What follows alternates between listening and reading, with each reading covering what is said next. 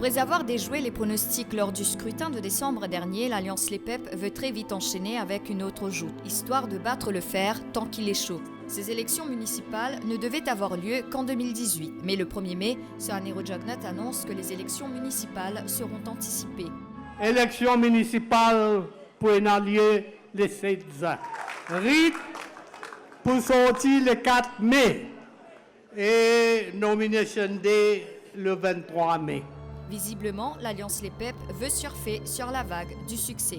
Je crois que la raison est évidente, c'est que les municipalités étaient devenues ingérables avec le jeu des alliances et le paysage recomposé sur la scène politique.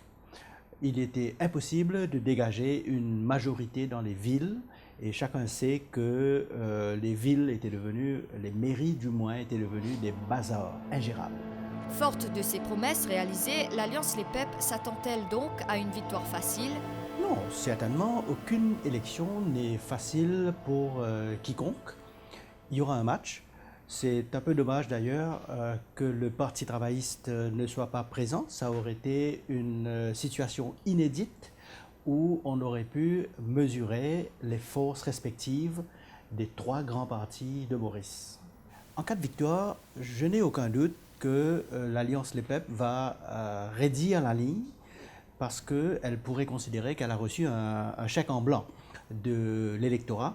Et c'est sûr que par rapport aux enquêtes qui sont menées autour des dérives et des abus de l'ancien gouvernement, il y aura une multiplication, allons dire, des enquêtes. Mais il n'y a pas que les positifs. L'Alliance Les Pep est montrée du doigt car le spectre des licenciements plane sur la BAI, des employés de la Hardier et des municipalités ont été limogés, des proches du pouvoir ont été nommés dans les corps parétatiques.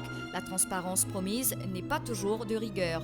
Le gouvernement est aussi critiqué par les avocats. Maître Antoine Domingue, président du Bar Council, a dénoncé un régime totalitaire à l'œuvre, par exemple dans le cas de l'avoué Pazani Tandrayen. Le MMM, adversaire direct de l'Alliance Les Pep dans ces élections, tente déjà de capitaliser sur ces dossiers. Il y a donc bien un match et l'Alliance Les Pep doit aussi considérer l'éventualité d'une défaite. En cas de défaite, c'est clair que l'Alliance Les Pep va devoir recentrer ses priorités.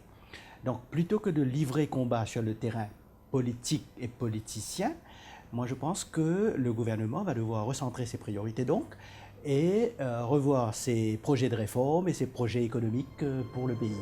Autre fait marquant de cette campagne de l'Alliance Les Pep, Sohanero Jagnet n'est jusqu'à l'heure monté sur aucune estrade.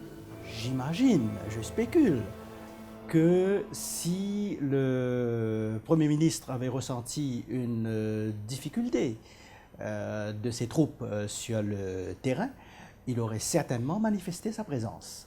Donc, est-ce un signe que du moins une perception de l'Alliance Les Pep qu'il se dirige vers la victoire? Oui, on peut interpréter l'absence de Sadj de cette façon. La confiance qui règne dans le camp de l'Alliance Les Pep n'est cependant pas totale. Un adversaire se dresse devant le MSM, le PMSD et le ML. Pravin Jagnet l'a identifié. Connaissez-nous l'adversaire, c'est l'abstention. Après avoir gagné en tant qu'outsider en décembre dernier, l'Alliance Les Pep le sait. Les municipales risquent d'être une autre paire de manches. L'étendard de favoris, les faux pas du pouvoir et un manque d'engouement populaire font que le gouvernement aborde ces élections comme s'il était au pied du mur.